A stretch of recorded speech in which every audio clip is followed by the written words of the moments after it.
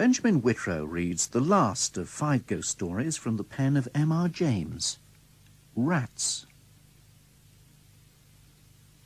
And if you was to walk through the bedrooms now, you'd see the ragged, mouldy bedclothes a-heaving and a-heaving like seas. And a-heaving with what, he says? Why, with rats under 'em. But was it with the rats, I ask? Because in another case it was not. It happened in Suffolk, near the coast, in a place where the road makes a sudden dip and then a sudden rise. As you go northward, at the top of that rise stands a house on the left of the road. It is a tall, red-bricked house, narrow for its height. Perhaps it was built around 1770. The top of the front has a low triangular pediment with a round window in the centre. Behind it are stables and offices, and such garden as it has is behind them. Scraggy Scotch firs are near it. An expanse of gorse-covered land stretches away from it. It commands a view of the distant sea from the upper windows of the front. A sign on a post stands before the door, or did so stand, for though it was an inn of repute once, I believe it is so no longer. To this inn came my acquaintance Mr. Thompson when he was a young man on a fine spring day, coming from the University of Cambridge and desirous of solitude in tolerable quarters and time for reading. These he found, for the landlord and his wife had been in service and could make a visitor comfortable, and there was no one else staying at the inn. He spent very tranquil and uneventful days, work all the morning, afternoon perambulation of the country round about, a little conversation with the patrons of the inn over the then fashionable drink of brandy and water, a little more reading, and bed. One of his walks took him along the northern road, which traverses the heath. On the bright afternoon, when he first chose this direction, his eye caught a white object some hundreds of yards to the left of the road, and he felt it necessary to make sure what this might be. It was not long before he was standing by it, and found himself looking at a square block of white stone, fashioned somewhat like the base of a pillar, with a square hole in the upper surface. After taking stock of it, he contemplated the view for a few minutes, and so pursued his way back to the inn. In the desultory evening talk at the bar, he asked why the white stone was there on the common. "An old-fashioned thing, that is," said the landlord, Mr. Betts. "We was none of us alive when it was put there." "It stands pretty high," said Mr. Thompson. "I dare say a sea mark was on it some time back." "Oh, that's right," said another. "I've heard they could see it from the boats. But whatever there was, it's fell to bits this long time." "Yeah, good job too," said a second man. "'Tweren't a lucky mark by what the old man used to say. Not lucky for the fishing, I mean. But they had some funny ideas, them old chaps, and I shouldn't wonder but what they made away with it themselves." It was impossible to get anything clearer than this. The company, never very voluble, fell silent, and when next someone spoke, it was Mr. Betts. It was of the village affairs and crops. One fine afternoon, Mr. Thompson found himself busily writing at 3 o'clock. Then he stretched himself and rose, and walked out of his room into the passage. Facing him was another room, then the stairhead, and then 2 more rooms, one looking out to the back and the other to the south. At the south end of the passage was a window, to which he went, considering with himself that it was rather a shame to waste such a fine afternoon. However, work was paramount just at the moment, and he thought he would just take 5 minutes off and then go back to it. And those 5 minutes he would employ, the Bettses couldn't possibly object, to looking at the other rooms in the passage which he'd never seen. Nobody at all, it seemed, was indoors. Probably, as it was market day, they were all gone to the town. Very still the house was. So he explored. The room facing his own was undistinguished, except for an old print of Bury St. Edmunds. The 2 next him, on his side of the passage, were gay and clean, with 1 window apiece, whereas his had 2. There remained the southwest room, opposite to the last which he had entered. This was locked.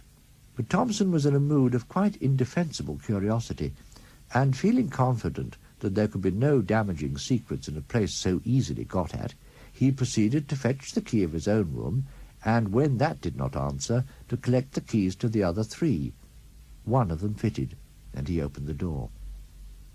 The room had 2 windows looking south and west, so it was as bright and the sun as hot upon it as it could be.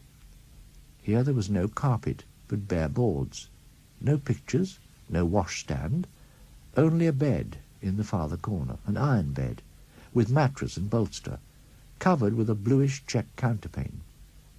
As featureless a room as you can well imagine, and yet there was something that made Thompson close the door very quickly and yet quietly behind him, and lean against the window-sill in the passage, actually quivering all over.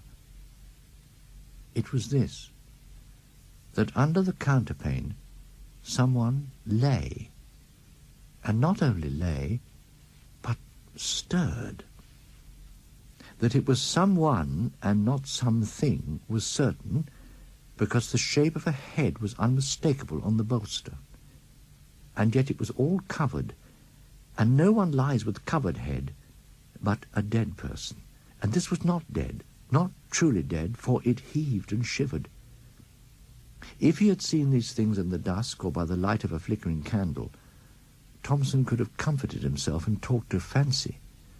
On this bright day, that was impossible. What was to be done? First, lock the door at all costs. Very gingerly he approached it, and bending down, listened, holding his breath. Perhaps there might be the sound of heavy breathing. There was absolute silence, but as, with a rather tremulous hand, he put the key into its hole and turned it, it rattled, and on the instant a stumbling, padding tread was heard coming towards the door. Thompson fled like a rabbit to his room and locked himself in. Futile enough he knew it was. Would doors and locks be any obstacle to what he suspected? But it was all he could think of at the moment, and in fact, nothing happened. Only there was a time of acute suspense, followed by a misery of doubt as to what to do. The impulse, of course, was to slip away as soon as possible from a house that contained such an inmate.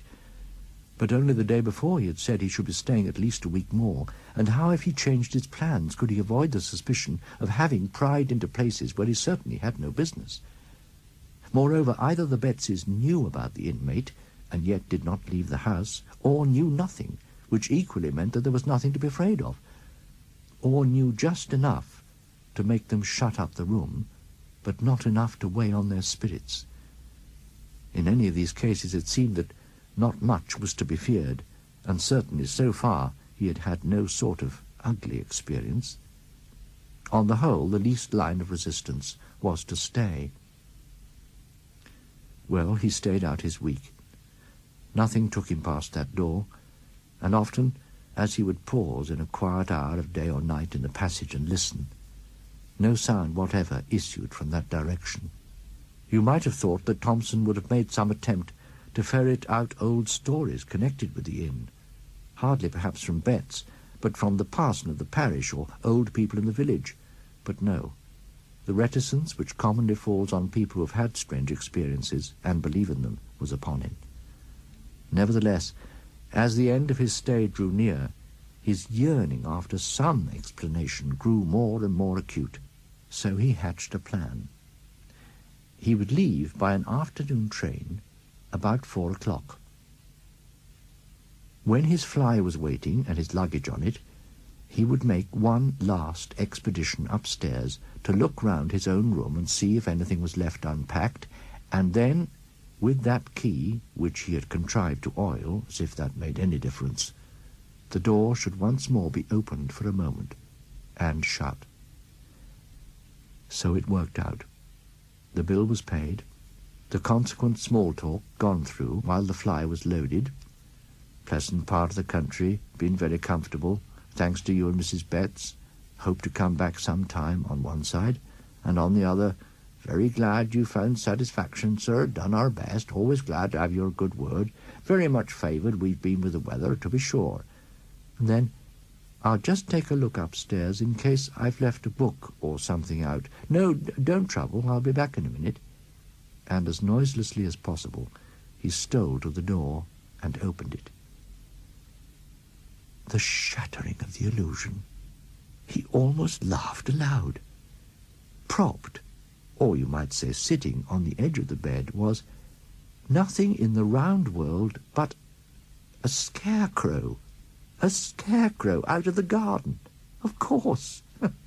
Dumped into the deserted room. Yes. But here the amusement ceased. Have scarecrows bare, bony feet? Do their heads loll on their shoulders? Have they iron collars and links of chain about their necks? Can they get up and move, if never so stiffly, across a floor with wagging head and arms close at their sides, and shiver? The slam of the door, the dash to the stairhead, the leap downstairs, were followed by a faint. Awaking, Thompson saw Betts standing over him with a brandy bottle, and a very reproachful face. You shouldn't have done so, sir. Really, you shouldn't. It ain't a kind way to act by persons as done the best they could for you." Thompson heard words of this kind, but what he said in reply he did not know. Mr. Betts, and perhaps even more Mrs. Betts, found it hard to accept his apologies and his assurances that he would say no word that could damage the good name of the house. However, they were accepted. Since the train could not now be caught, it was arranged that Thompson should be driven to the town to sleep there. Before he went, the Bettses told him what little they knew. "They say he was landlord here a good while back, and was in with the highwaymen that had their beat about the 8th. That's how he come by his end. Hung in chains, they say, up where you see that stone what the gallows stood in it. Yeah, the fishermen made away with that, I believe, because they could see it out at sea, and it kept the fish off, according to their idea. Yes, we had the account from the people that had the house before we come. You keep that room shut up, they says, and you'll find there won't be no trouble. And no more there has been. Not once he haven't come out into the house. Though what he may do now there ain't no saying. Anyway, you're the first I know on that's seen him since we've been here. I never set eyes on him myself, nor don't want. And ever since we made the servants' quarters in the stabling, we ain't had no difficulty that way. Only I do hope, sir, as you'll keep a close tongue, considering how an house do get talked about." The promise of silence was kept for many years. The occasion of my hearing the story at last was this, that when Mr. Thompson came to stay with my father, it fell to me to show him to his own room, and instead of letting me open the door for him, he stepped forwards and threw it open himself, and then for some moments stood in the doorway, holding up his candle and looking narrowly into the interior. Then he seemed to recollect himself and said, "I beg your pardon. Very absurd, but I can't help doing that, for a particular reason." What that reason was I heard some days afterwards, and you have heard now. Benjamin Whitrow was reading Rats by M.R. James. The story was abridged and produced by Paul Kent.